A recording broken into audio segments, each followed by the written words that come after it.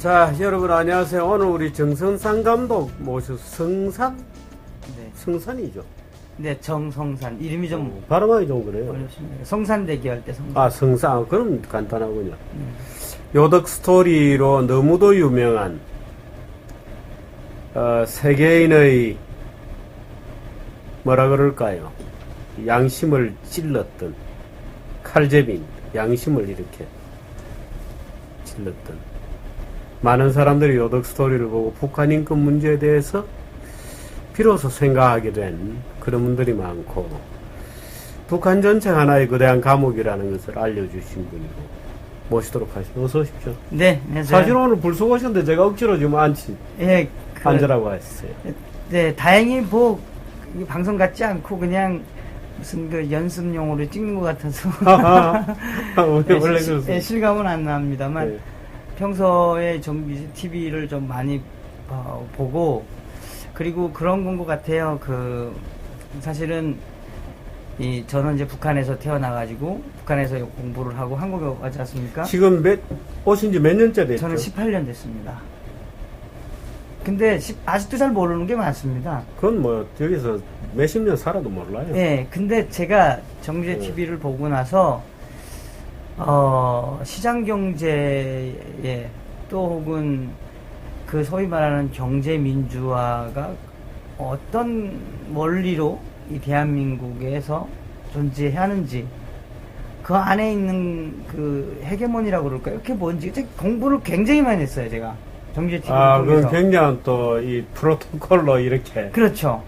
그래서 언제 한번 의원님을 좀 만나 뵙고, 제가 주장하는 거는 뭐냐면, 사실은 북한의 김정은, 김정일, 우리가 바라보는 이데올로기적인 북한은 답이 없거든요. 답이 없어요. 답이 없죠. 답이 딱 있으면 뭐냐, 때려잡자 공산당, 북진통일밖에 없어요. 저는 그건 정확하다고 보는 건데, 그런데 그렇게 보면 막연하지요. 또 다른 뭐 반공의 부활이냐부터 시작을 해서 많지 않습니까? 근데 저는 이 경제론 쪽으로, 시장 경제론 쪽으로 보면 통일이 가능하거든요. 예. 그러니까 지금 사실 북한 주민들이 어느 정도는 이제는 국가에서 뭘 해주는 것만으로 못 산다, 네. 못 살게 됐다, 뭔가 이제 자립경생으로 뭐 각자가 알아서 좀 살아야 된다 하는 거를 조금씩은 인식하는 거죠. 아니, 조금 정도가 아니고요. 예. 우리가 생각하는 북한은 이게 좀 이렇게 소위 말하는 북한 관련 전문가, 학자들이 지금 오판을 계속 하니까. 그렇게 보시는군요. 네, 그래서 그렇기 때문에, 물론, 우리 공안 당국도 뭐, 그쪽 정보에 대한 휴민트 자체가 없어지다 보니까 못 보지만 우리는 보거든요. 저희 탈북자들은 시시각각으로 통화를 해요, 북한에. 그렇죠. 그래서 어떻게 보면은, 북한에 대한 거를 좀 뭐라 그러나, 아직도 미래지향적으로 생각을 해야 되는데, 자꾸 퇴행 쪽으로 생각하는 현실이 한국이라고 저는 보는데, 그래서 저는 이 정규제 TV를 보면서 언젠가는 우리 시장론에다가 통일이라고 하면 태워봐야 되겠다. 그런 생각을 좀 했던 찰나였었어요. 아이디어를 좀 만들어주세요. 사실 제가 아이디어가 없어가지고 못하고 있어요. 아이디어, 예, 알겠습니다. 아이디어가 없어서. 왜냐면 우리 뭐 정 감독이 아이디어는 뭐 워낙 대단한 분이고, 근데 뭐 그 얘기 말고 딴 얘기 좀 합시다. 요덕 스토리 그거 해가지고 빚 많이 지셨잖아요. 그거 어떻게 해결됐어요? 빚이야 매달마다 갚아가는 하나의 가계부터 시작하게. 빚도 많이 깎고요. 많이 깎고. 많이 예, 갚아지고 있나요? 예, 갚아지고 있어요. 제가, 빚 이야기를 좀 하려면, 사실 2005년도에 녹스토리 시작을 하고 나서 그 당시에 국정원, 그 당시에 문광부 직원들, 그 당시에 청와대 엄청나게 받았죠. 저 사생활 진짜 사진까지 다 찍었었어요, 그 당시에는. 그리고 받다는 게 뭘 받아요? 조사를 받았나요? 네, 그럼요. 그 당시 2005년도에 조사 많이 받았죠, 저는. 그러니까 사찰을 받은 거죠. 하지 말아라, 요독 스토리. 아, 그 얘기. 예. 근데 그때 뭐 실질적으로 빚을 진 거는 미국 공연 가기 필요한 돈을 한국에서 또 미국에서 어느 회사가 투자하기로 한 걸 투자 못하게 막았어요. 했기 때문에. 예. 근데 저는 공연을 강행을 하고 그게 다 이제 빚이 됐었는데 사실 지금도 노무현 대통령이 살아계신다면 정말 일을 할 겁니다. 노무현 대통령이 살아계셨다면. 근데 제가 어디서 제가 놔두자 생각했냐면 2008년도인가요? 대통령 돌아가신 지. 예. 돌아가시고 나서 며칠 있다가 북한이 핵실험을 했어요. 예. 이틀. 그때 그렇게 되었나요? 예, 그럼요. 그때가 제가 정확히 기억이 안 나는데 노무현 대통령께서 돌아가시고 그날 북한이 조전을 보내고 김정일이가 조전을 보내고 그 다음날 핵실험을 했어요. 그러니까 어떻게 됐든지 간에 정치적인 뭐 공학이든 정치적인 헤게모니든 어쨌든 김정일이를 도와준 사람이 노무현 대통령이잖아요. 그렇죠. 예. 그때 제가 확 그러니까 북한은 절대 변하지 않거든요. 그 얘기군요. 예. 이제 그래서 그 이후로는 좀 그냥 하자, 놓아드리자, 그냥 좀 사찰받은 이야기도 안 했었어요. 저는 일절 안 했었어요. 예. 그러다 이번에 왜 했냐면 이게 보니까 제가 영화 때문에 열을 많이 받았어요. 예. 영화라 하면 이 남영동 1980. 예. 그 영화. 그게 이제 김근태 씨 그 예. 고문, 이제 남영동이란. 예. 근데 그 김근태 씨를 이야기하지만 우리 김종태 씨를 이야기를 해요. 예. 그 사람이 무슨 여기 유명한 사람이더만요. 예. 근데 김종태 씨는 정확히 얘기하면 간첩이거든요. 예. 북한 고용 간첩이에요. 그 사람은. 고용 간첩이라 하면 말하자면 여기서 생겨난 북한에서 돈을 받고 간첩이 된 사람이죠.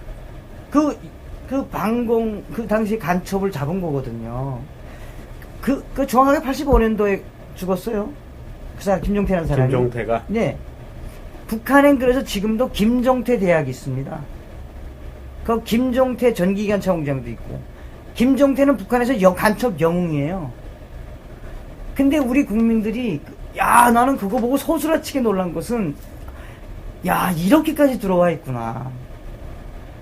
그리고 죄송합니다. 제가 그리고 또 뭐 우리가 뭐 화려한 휴가라든지 뭐 이번에 지슬이라든지 뭐 지슬이는 또 뭐예요? 지슬이라는 영화는 이제 4.19와 관련된 영화인데 그러니까 이런 거죠.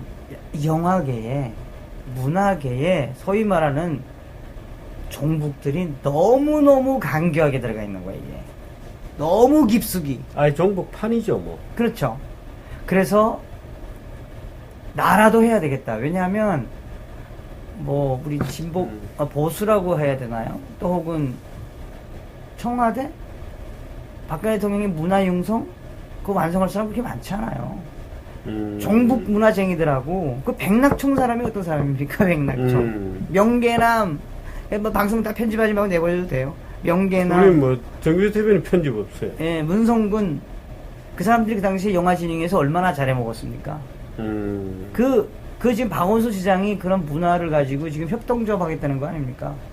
그러니까 우리 국민들이나 우리 보수 쪽에 있는 분들이 이 좌파 종북들의 문화 선전 전략을 항상 뒷북이에요. 잘 모르니까. 그래서 제가 이번에 박정진의 캐논한마에 나가서 노무현 대통령이 탄압받은 걸 딱 얘기했죠. 그렇게 된 거군요. 그럼 그때 얘기가 천공개한 겁니다. 네, 탄압받았던 얘기 자체는? 아니 뭐 초창기에는 그게 이제 국정조사까지 간 자료들이라 다 팩트에 다 나와 있어요, 자료가. 근데 제가 요독 스토리에 흠이 될까봐 1절 안 내보냈죠. 7년 그렇군요. 동안 그냥 딱 함구하고 있었던 거예요. 사실 문화계 권력이라는 게 뭐 지금 뭐 특히 NL 계통에서 완전히 다 장악하고 있고 뭐 다 종북들이니까 우리가 다 아는 바 그대로죠. 근데 그게 미디어 안에도 많이 들어와 있어요. 미디어에도 공식적으로 뭐 뭐 KBS, MBC 뭐 말하자면 많이 들어와 있죠. 근데 요덕 스토리 그 다음에 왜 저 평양 마리아인가? 네. 그건 안 해, 못 만들었나요? 실패하셨나요? 평양 마리아는 준비하다가 뭐또 그것도 이야기가 좀 긴데 그 당시에 제가 개종을 했었어요. 개종. 아, 종교를? 네. 기독교를 다니다가 예.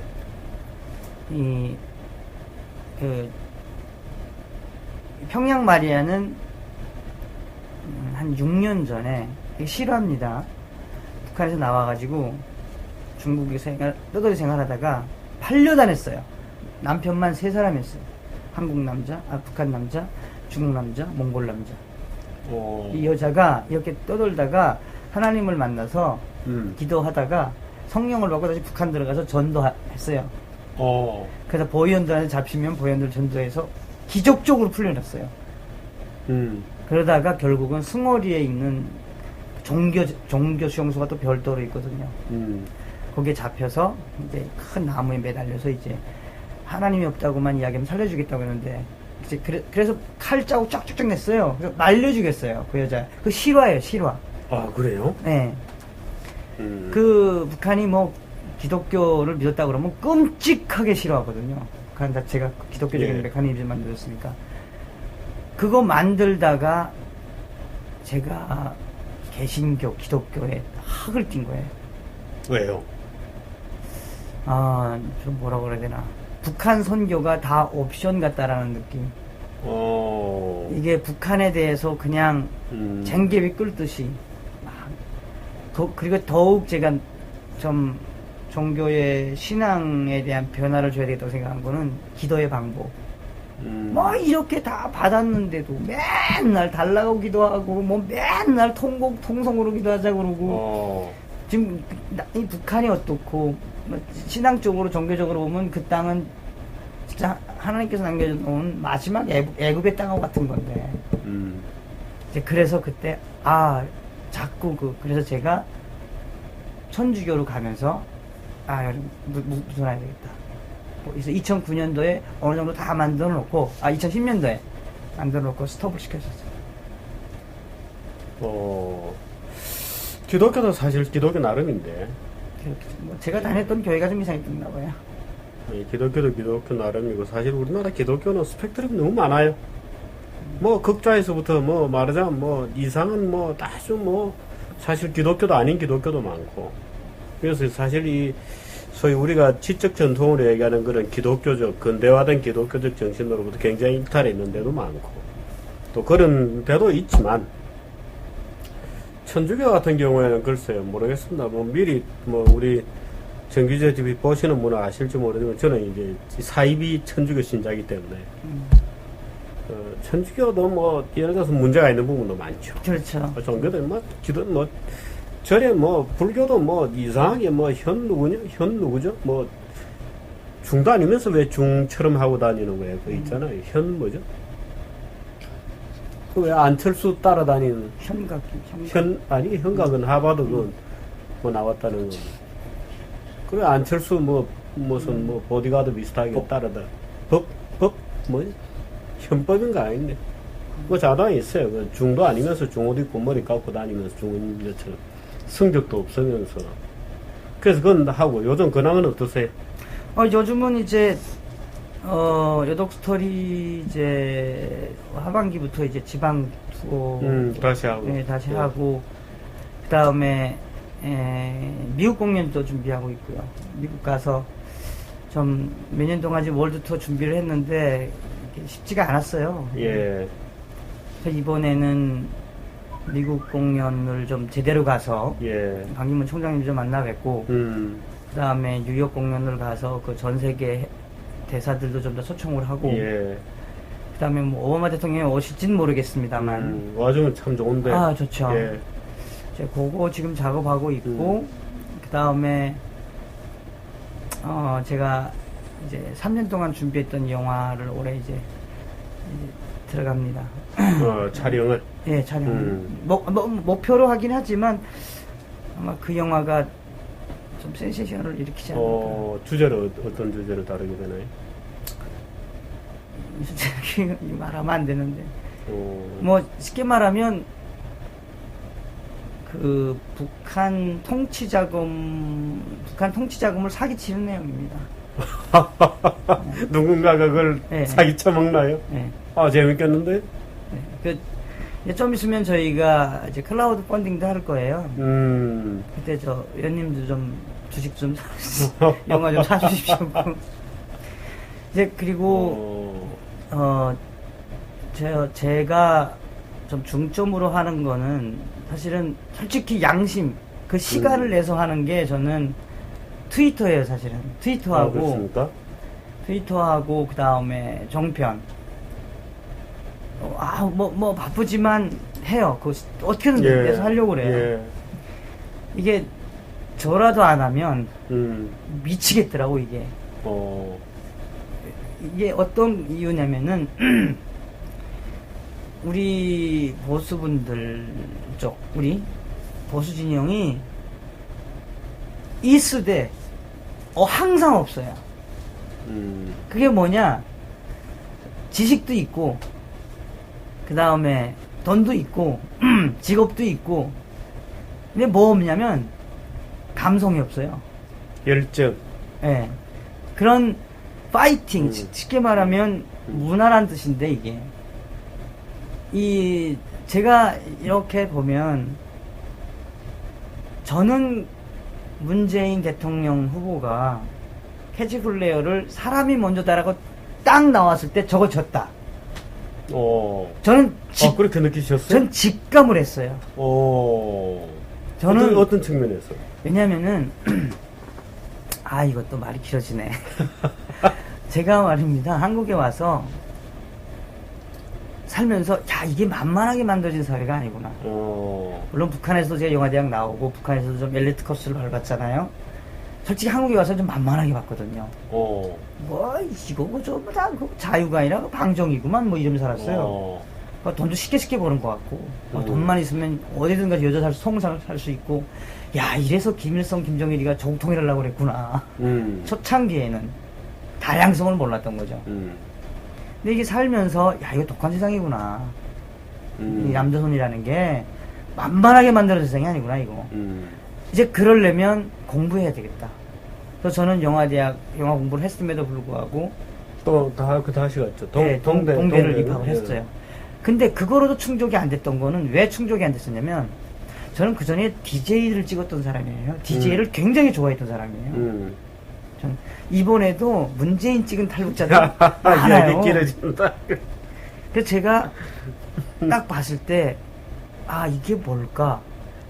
그러니까 이 분단된 대한민국의 그 미래지향적인 통일, 분단 관리에 대한 학술적인 이런 논리들이나 이게 나오는 데가 어디냐?